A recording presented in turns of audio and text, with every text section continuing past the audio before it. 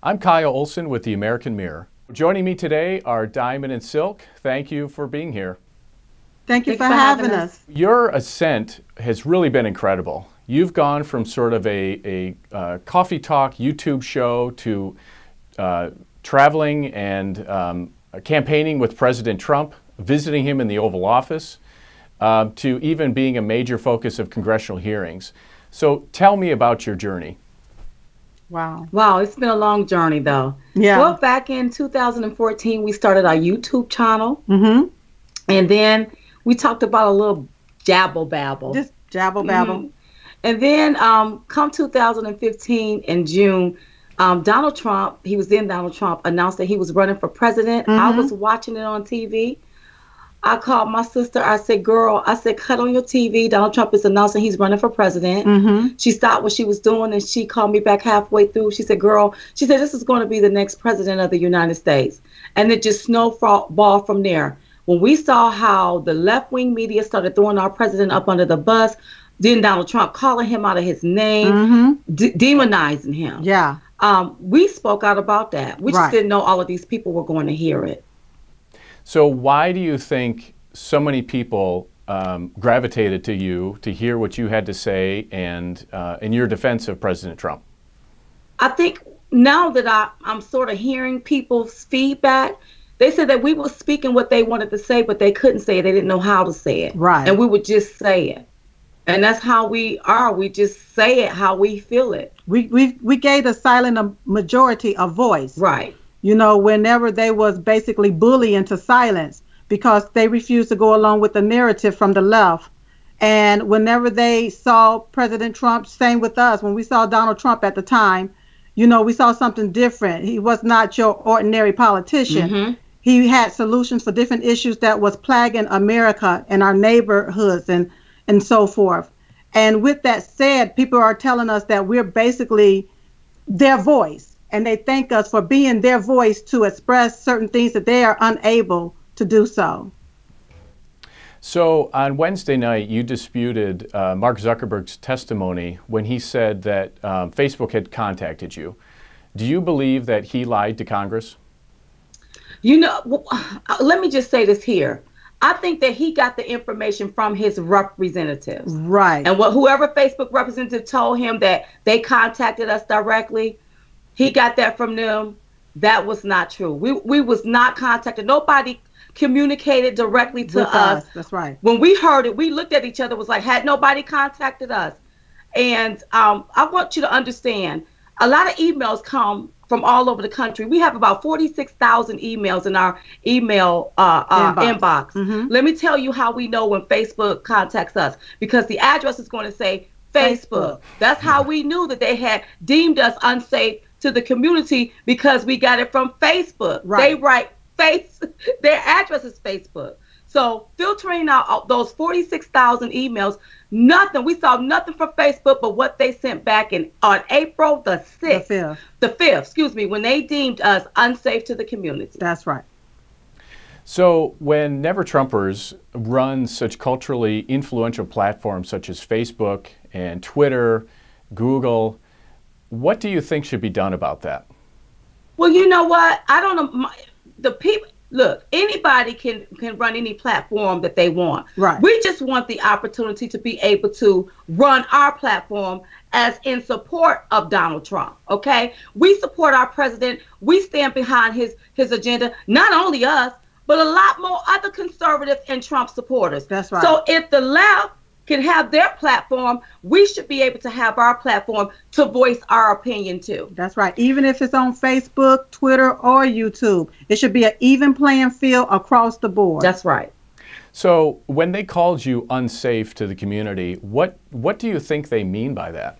Listen, okay, I'm going to tell you. First of all, when we read that email, I think I read it first. I was taken aback and I wanted to bust out and cry, because we're not unsafe to our community.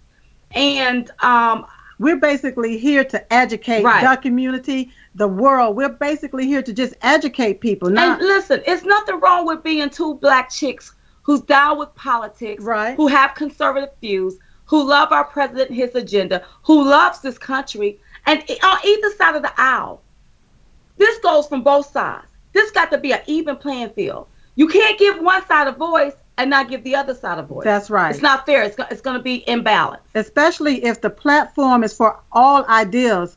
Algorithms and different tactics should not be in place to suppress some ideas. That's not fair to all. Right. So do you think that there is a bias against you because you are black women who support Donald Trump? I think that there is a bias against. I think it's not because we are black. Let me make sure I make that clear. I don't think it's because we're black. I think it's because of our point of view. Because we are black and conservatives. Because you know what the stereotype is. Black people are supposed to be on left. They claim that they lean left. That's right. But we don't lean to the left. Yeah. We lean more conservative. And we that's the kind of talk that we talk.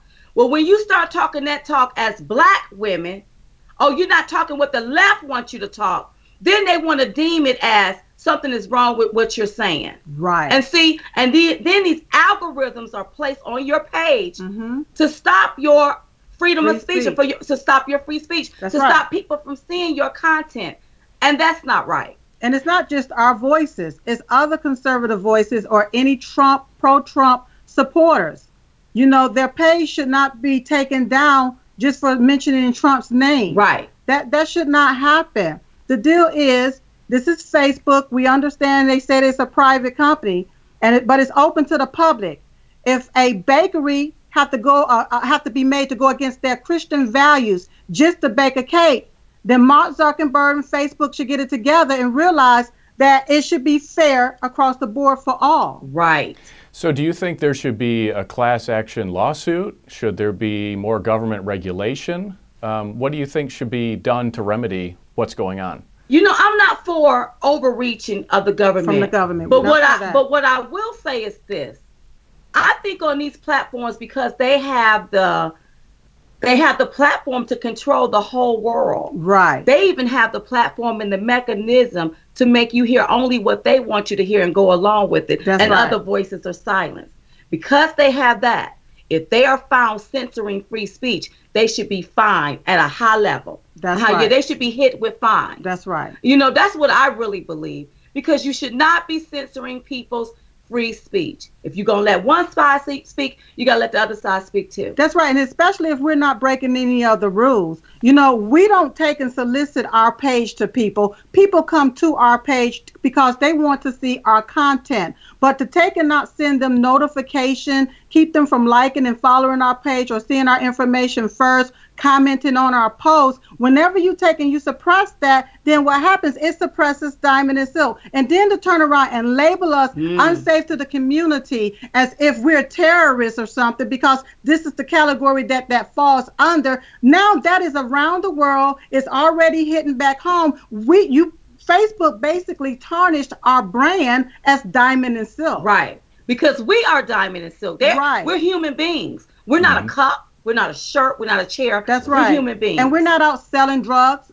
doing anything that's derogatory towards our community or anything like that. So to say that, it's wrong. It's really, and really can wrong. I make this here point? Sure. You know, they oftentimes tell us, especially as minorities, pull yourself up by your bootstraps. Right. So when you start pulling yourself up by your bootstraps, and then somebody come along and take those straps and use those to hang you out to dry, or pull the rug from up under you for that you can fall, and then put their feet on your neck and silence you. What are we supposed to do as minorities? We want to obtain the American dream too. That's right. Mark Zuckerberg was able to attain it. Yes. We want to attain it too without anybody censoring us, putting algorithms on our page to silence us. That's right.